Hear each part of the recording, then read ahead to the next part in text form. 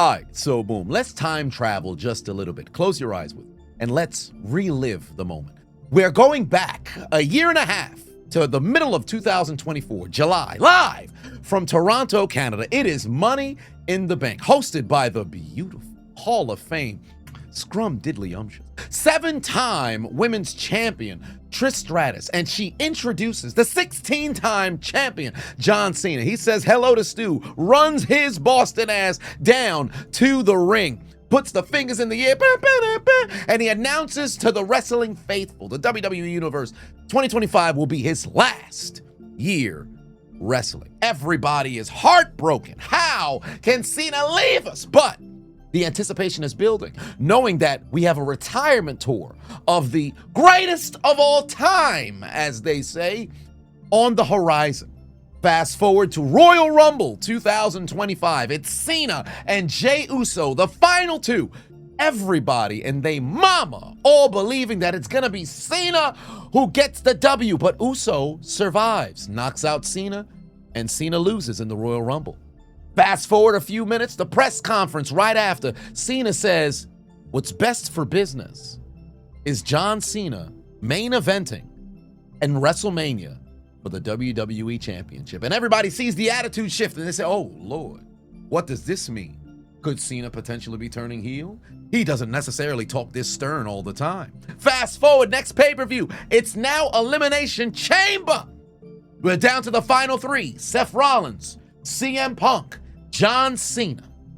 CM Punk hits the go to sleep on Seth Rollins, right into an AA from John Cena. Rollins is eliminated.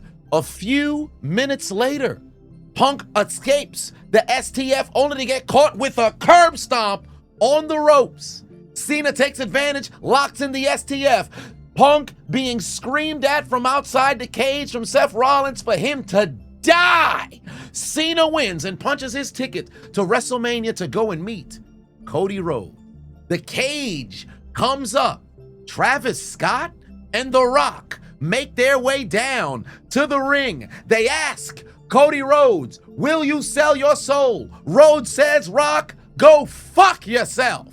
Rock takes a look. Cena goes and daps up Cody. A smile on his face, but not for long. Kicks Cody in the balls. Turns heel for the first time since 2003 in the greatest heel turn in WWE history. Not professional history, but that's not what we're here to talk about. And as the show comes to a close, Travis Scott rains fists upon Cody Rhodes, giving all kinds of bruises, black and blues, on the face. We sit in anticipation knowing Cena will main event WrestleMania with an opportunity to become the never seen 17, and our minds are running with what this heel turn will produce. WrestleMania comes. We're reaching the climax of the match. The music hits for Travis Scott. He takes the length of all three Godfather movies combined to make it to the ring.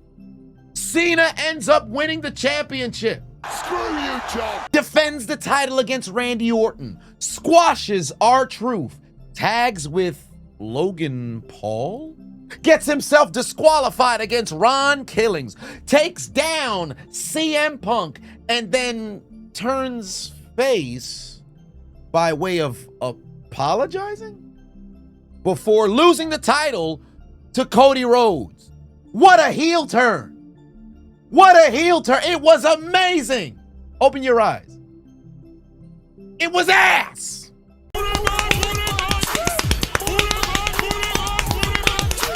Now Super Cena is back. He's back to being a babyface. The people are waiting in anticipation for what the final couple months will look like. Here comes Sami Zayn. Open challenge. Banger of a match. Interference from Brock Lesnar. The two go on to WrestlePalooza, where Cena gets absolutely squashed, followed by finally capturing the Intercontinental Championship, becoming Grand Slam Cena, the title that we wanted to see him win for 23 years, has a tag match on Monday Night Raw. I was there live in Madison Square Garden, followed by losing the Intercontinental Championship against Dominic Mysterio, and then finally in his final match goes one-on-one with Gunther and taps out. And that was the John Cena retirement tour. It was absolute ass. Run the clip again.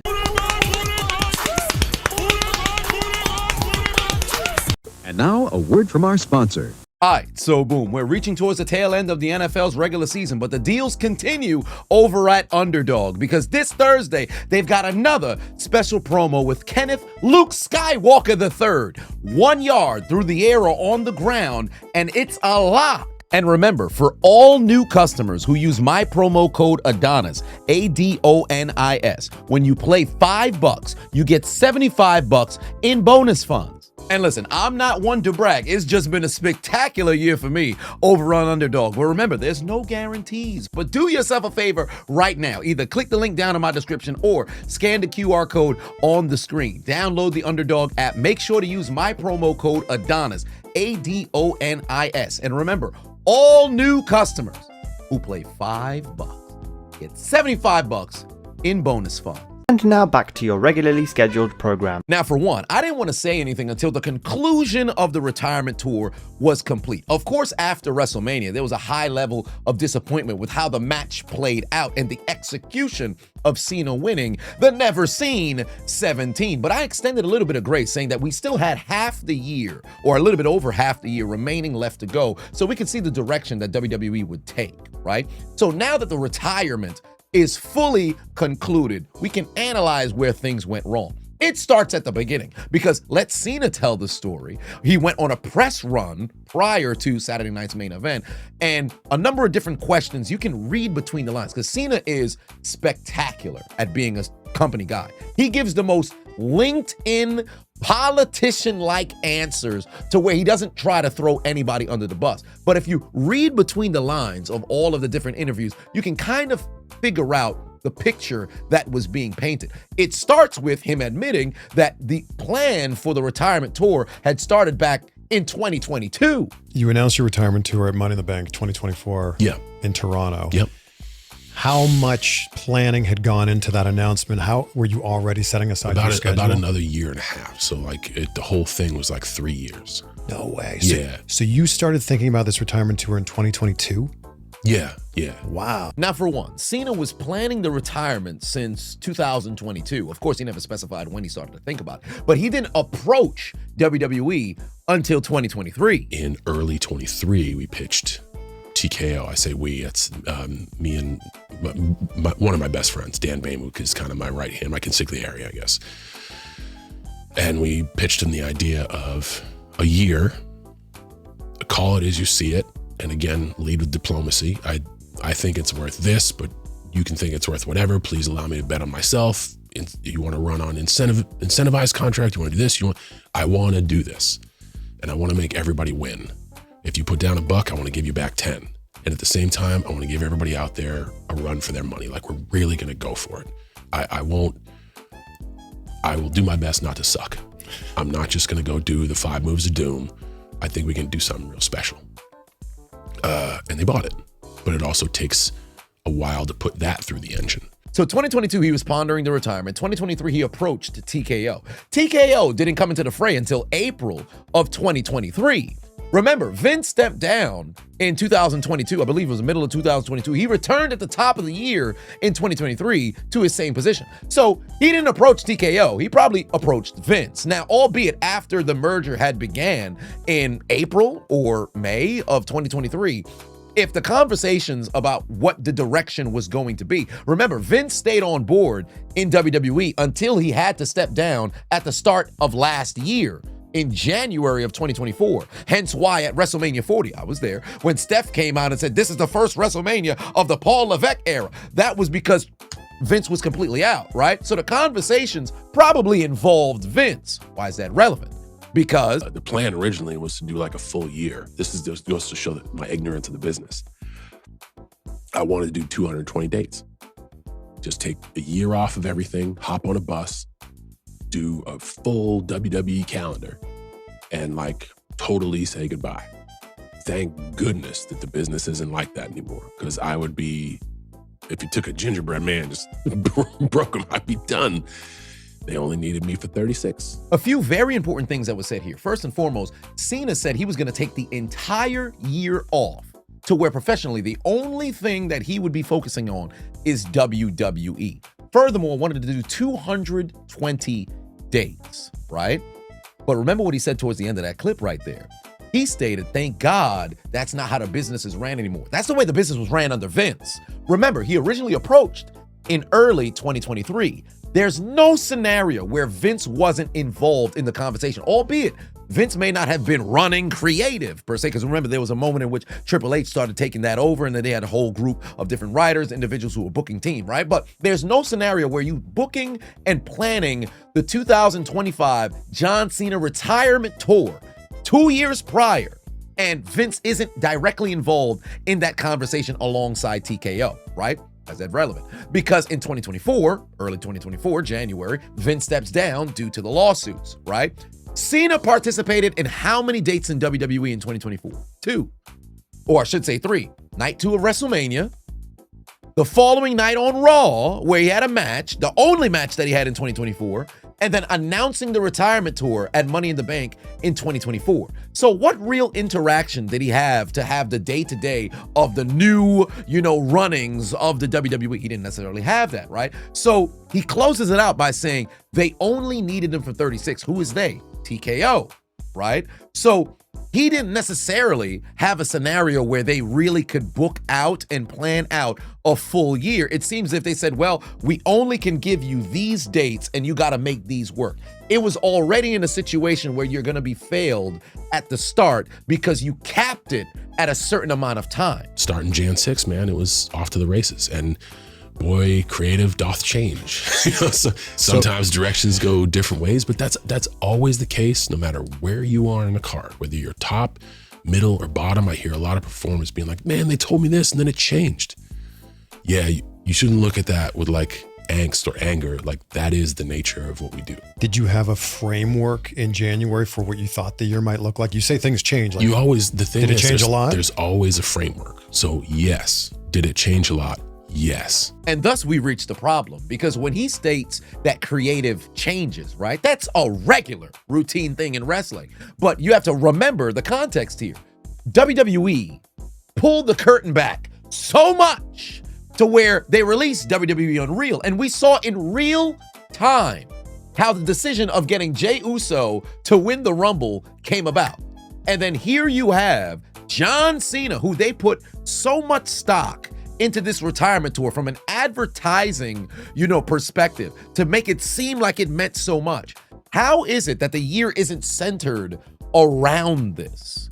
And why is it that you gave 36 dates with no explanation as to why it was capped there? Now, albeit Cena was still doing other things, right? But given that from his own admission, this is his own words on numerous different podcasts, that his initial plan was to do 220 dates and take the whole year off. At what point did the conversation change to where Cena didn't take the year off and then TKO stated they only needed him for 36 dates? This is probably the clarity that the populace is looking for, because that's ultimately the gray area that, in my opinion, caused the retirement tour to already start off on the wrong foot. Was it always in the cards to turn heel? No, that stuff you see on Unreal is real. Like, we need to make Chamber big, so let's do something that'll shock everybody.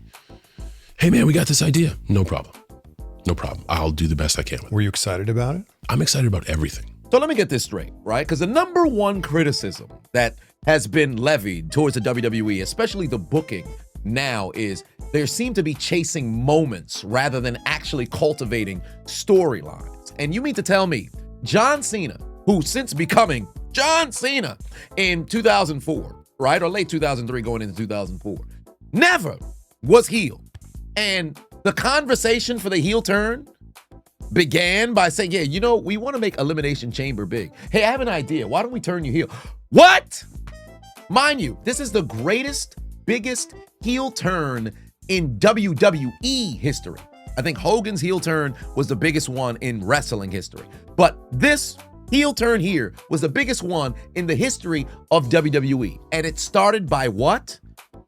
We want to make Chamber big? This is a problem. Because the Elimination Chamber in and of itself should be something that's taken seriously. But it's been watered down because you keep putting it on every single year. But that's not what we're here to talk about, right?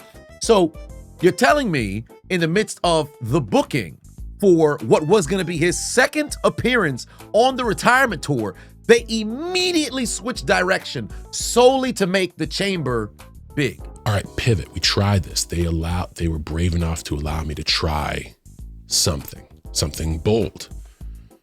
They were also brave enough to say it's not working. And I was accountable enough to be like, all right, what would you want? Why didn't it work? Well, for one, you didn't have enough appearances. You sold your soul to The Rock with really no actual true explanation. Because remember, Rock was going after Cody to go and sell his soul. Ends up being John. We never see Rock again. And I'll get to that in a little bit. But remember, I'm a man of my word. Regarding on WWE and Real, I have still, till this day, have never watched it, right? But those who did, you're pulling back the curtain and pretty much exposing the booking decisions for what was going on. If you're telling me y'all pivoted simply for a moment to see, all right, let's see what the Cena heel turn could look like, did you even have an original plan? If so, what was the plan? Because if you're putting out on Front Street all of these different plans that you originally had, how is it that this one's the one that's kept under lock and key and in secret? People are trying to figure out what was the original plan and why were they deviating from it? Was it solely to get a reaction of making Chamber seem big, or was there actually a plan for Cena's heel run? Because WWE decides to expose that much, that's why there's so much frustration behind it, especially with how poorly mismanaged, or I should say how poorly managed it was. It was mismanaged. It was poorly managed. That's definition of me. But how poorly managed it was. Now, regarding the biggest issue of Cena's entire retirement tour, I think what people are focused on is who else was in the ring in Elimination Chamber, right? You turned heel with The Rock and Travis Scott. Sure. What was the original plan for the involvement of Rock and Travis Scott? This is where, like, who cares? Like, it doesn't matter. We can talk about what could have been until the cows come home. And I think that's what's great about the people who were left standing. Certainly me and Cody. Changed. What's the change? This. All right, let's go. I don't dwell for 1 second on what could have been. Because what could have been is Brock doesn't leave for the NFL and there's no John Cena. Like, you know what I mean? Like, could there have been a match with Rock this year? Man, could there be anything? That's the thing. Was that a plan? That's what sucks about what could have been. It's not what is. So I think was that ever talked about? You and Rock? I don't care. Like, first of all, that doesn't, I'm always the last to know. It doesn't trickle down to me. If you watch Unreal, like, that process is genuine. I talk to Rock, and then I talk to this. And the last guy I got to call is John. I'm usually the last guy they call because I'm the easiest. Yeah, let's do it. No problem. I'm in. So I don't sweat we don't have those guys anymore. Cool, what do you want to do? We would like to do this. We need you to start being more competitive. We want to put you in these matches. We were going to build to this. That's over. I didn't even get that. Okay, fine, great. What are we doing now? The fuck you mean? Who cares? We care. First and foremost, regarding The Rock, right? And Travis Scott, of course. The reason why it's so incredibly frustrating, the build to WrestleMania 40, truly, let's just be 100%, keep your bias aside. It was one of the greatest builds to a main event of WrestleMania in the history of WWE. And you know one of the biggest reasons why it was such a great build? Rock leveraged social media incredibly. Remember, he'd go live after appearances. He had different sort of Instagram posts from wherever it may have been. Sound bites left and right. Off the direction you can fall. So many different variable factors outside of just television. You mean to tell me Cena, the face of WWE, the greatest of all time, soon to be the never seen 17, all of these different things. sells his soul to The Rock. You know, you could go to Rock's Instagram right now. Look from post-Elimination Chamber when he posts a flyer of himself, Travis Scott. I believe that was right after the turn at Elimination Chamber. Right after that flyer, he's got 5 posts acknowledging WWE. You have 2 that is an advertisement for Project Rock with Drew McIntyre. You have another one, which is a tribute to the passing of Hulk Hogan. Then after that, a slight acknowledgement of WWE when he was on the New Heights podcast with Jason and Travis Kelce, when it had nothing to do with the current framework or stage of the WWE. It was just about Jason making an appearance at WrestleMania last year. And then the last one being, now that Cena's retirement, a thank you, an acknowledgement of Cena. He posted nothing about Cena selling his soul to him. What was the role that Rock played? Remember, he's on the board, right? So if you have a situation where you're trying to set a story, what was the original story? Because you said you guys debated, or I should say negotiated and concocted the plan for the tour, but it just seems as if the only times in which things were being booked was when y'all said, I bet, yo, we got a show on Saturday, right? All right, cool. Today, Friday. Yeah, so what we doing tomorrow? Yeah, I think we should probably go this direction. Ah, yeah, you know, that makes sense. Oh, but then again, I don't think this person's gonna be here. Ah, shit. Yeah, you're right. All right, so what do you think we should do? It's as if they put no thought into retirement tour. Because how is it that you have all these variable factors constantly having to be changed? That don't make sense. It don't make sense. What I love most about the year is I think it will keep on giving moments after it's done. Yeah. I think people will begin to continue to reflect and like, oh, but maybe this was the story they were trying to tell. I think as it's weird to talk about it because WWE is so at the moment, like something happens on television and people are like, I hate this, or like, this is the greatest. And it has been a year-long story. But you see, Cena, that's not accurate because it's not a year-long story.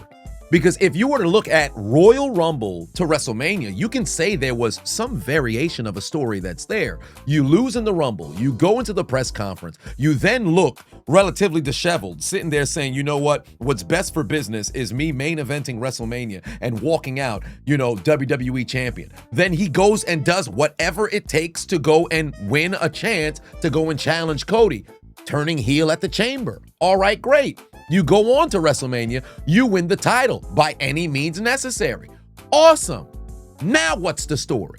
Because post-WrestleMania, up until SummerSlam, with the whole you get nothing and ultimately him versus Orton, did you really get a payoff there at the end of the match? Not really. Him versus Punk, was there anything that was really there? Not really, right? And tagging with Logan Paul, all of these, what was the story that was being told? It was just Cena being healed. Then you just apologize to the people and turn face? There wasn't something that happens within the midst of the story or in the ring that prompted you to go and turn face? Where's the story in that? It doesn't make any sense. Furthermore, R-Truth came to the ring, cut his hair, said it's Ron Killings. Within weeks, he's just back to the same R-Truth, Ron Cena. Where was the story there? Cena Brock, albeit when I saw WrestlePalooza, and the live stream is still up, Cena getting squashed, realistically speaking, because wrestling may be a work, but you're supposed to dispel reality, it makes sense. However, it only would truly make sense in the realm of trying to tell a story is if you have a scenario where Cena gets a payoff or they have some sort of sequel. We didn't get that either. It's like Brock comes back, crushes Cena, and it just moves on. So what was the purpose of, well, I'm still the Cena Destroyer? Where's the story? So you can't say that, albeit the people have a right to be upset, but because you peel back the curtain, you have WWE Unreal. Triple H is constantly, whether it be in press conferences or be in interviews, trying to justify the booking decisions. You're letting the people so far in to where although you don't deserve, I don't want to say deserve, but you're not entitled. That's the better word. You're not entitled to know exactly what's going on. You keep leaving so many gray areas to where you're almost at a position where you kind of got to let the folks in on it. Like, what is the plan? And now, albeit, next year, there could be a scenario where stories are being told off the heels of the retirement tour. Of course, with Gunther, you can continue to move forward as the man who not only retired Goldberg, but also retired Cena in the same year. There's a lot of things that you could do with Cena. But for AJ, for Sami Zayn, I guess the U.S. title, you can continue to go that because the Open Challenge was made popular by Cena. So maybe that's where another element you can go. Dominic Mysterio being the last person to take a title off of Cena. You can maybe have him go and run with that. But the totality of the year, there's so many things that are left unsaid with no real explanation as to why they weren't properly booked. Because it seems as if we entered into 2025, they said we've got 36 dates on the year, and there's no sort of extended work, above and beyond work to make it bigger than what it actually was. Why was there not a scenario where you had Cena doing work on social media? Albeit,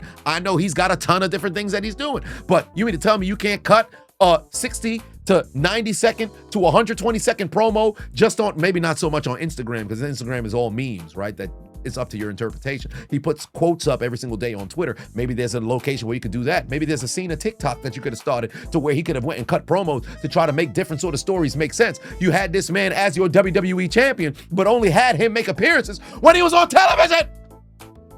You could have had scenarios where you could have made the entire run so much better, but it was absolute ass. As it pertains to the final match, I had no problem with his match against Gunther, truly. I think it was a love story and truly the story of Cena told inside of the ring. I think that was a perfect, conclusion to his career. But to the retirement tour, it was ass. I have given my heart and soul to this year. It has taken a lot to just do 35 dates, whereas before I do 220 in my sleep. Like, it is time to move on. In conclusion, I think the biggest frustration is the stories surrounding Cena throughout 2025 have been subpar and were subpar. They didn't put a lot of effort into actually cultivating stories. Cena versus Styles, although Cena said in all of his podcast appearances, he doesn't pick his opponents. The only thing that he had direct involvement in was saying that on the 13th, he didn't want it to be a show all about Cena, right? But we watched the developing of him versus Styles happen on Twitter, albeit that could have just been the creative decision saying, hey, Cena, can you go on Twitter and make it seem as if, hey, what do the people want to see you do? Would you want to take on Styles? And then after seeing the outpouring of support online, we got Cena versus Styles. If it was that easy, why was that not incorporated into the run throughout the year? Again, Cena mentioned wanting to do 220 dates, and this was a thought process back in 2023, maybe even 2024. If 36 dates is ultimately the days that they said we need him for, what was the decision process in selecting those 36? What was the booking process surrounding that 36? We're not entitled to know, but call a spade a spade. They're having WWE Unreal a second season. You're recording all of these decisions. They'll choose which ones they want to go and broadcast. I ain't gonna watch it because I don't want to peel back the curtain that much. But it's frustrating to see them announce a retirement tour. The first time they did it in WWE ever, 6 months in advance, to see this be the totality of what it was. I'm probably growing more grays, not solely because of the tour, but it's certainly playing a role to it, right? So it's just one of those things where it's like, yo, this is John Cena, and this is how he ultimately goes out. Doesn't need to be some huge, shebang, because we've had Stone Cold went out his retirement match against The Rock. Nobody knew at the time, but he kind of knew. You had numerous different times in which guys went out. Hogan's final match. And what was it? Who did he beat? I think he didn't do the favors for Randy. It escapes me. Whatever the case is, you had a number of different situations where people went out looking at the lights. Him losing against Gunther, in my opinion, wasn't that large of a deal. I think it's actually a positive and the right call was made. But the entirety of the tour is why I think it leaves such a sour taste in people's mouths. And although we're not entitled to the answer, I think there needs to be at least some sort of clarification as to what was going on. And we may never get that. We may never get that. And truly, people are entitled to their opinions about it. If you feel like it was ass, that's warranted. If you feel like it was okay, that's warranted as well. But I ain't gonna fault nobody for being up in arms and angry about it and pointing the flashlight at Triple H because you're continuing to reinforce it's yourself and the booking committee that puts the stuff together. I don't think it's wrong for folks to levy maybe not so much allegations, but levy concerns and criticism in your direction because you're essentially saying it's us who are making the decisions. And then all of a sudden, for whatever reason, time after time, you say, we listen to the people, but you didn't, you didn't. So y'all let me know in the chat what y'all thought of the totality of John Cena's retirement tour. Now that it's over, I truly do believe he will honor his word. Although most, if not all, wrestlers don't honor it. When they say, oh, I'm retired for the right amount of bread, somebody gonna come out of retirement. Or just simply, if you're Ric Flair and you're getting the itch, man be sitting on the couch, scratching his neck, needing to get back into the ring. You'll probably see yourself in the ring. I think Cena won't make a return. So if truly this is it, what did y'all think about it? And stop with the conspiracy about WrestleMania 42. The Rock is gonna come out and Cena sold this. I don't want to see The Rock again unless he acknowledges the whole situation with Cena. But don't get me started. We'll talk about it on stream. But y'all let me know what y'all thought about Cena's entirety of the retirement tour. Then of course his match against Gunther. What did you guys think about that as well?